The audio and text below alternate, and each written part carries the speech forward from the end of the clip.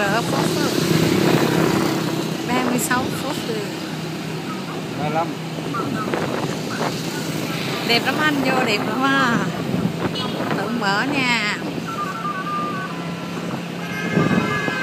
Sài Gòn, Sài Gòn. Đi về.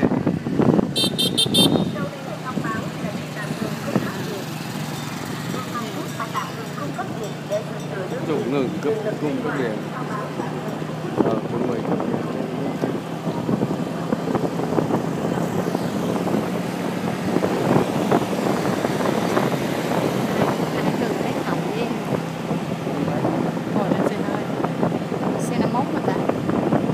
Xe cười hả?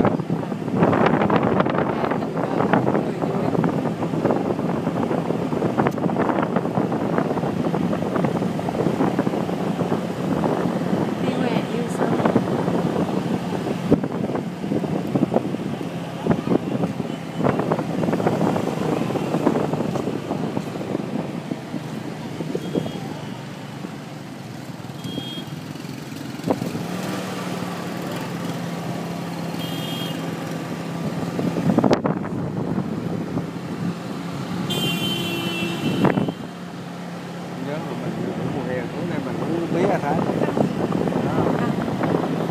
Bây giờ còn chưa.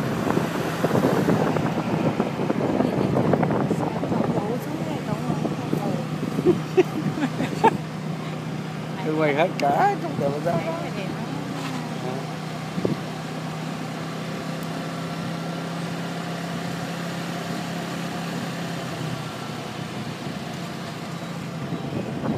Nó sẽ đẹp hơn biển Trần Phú luôn ha.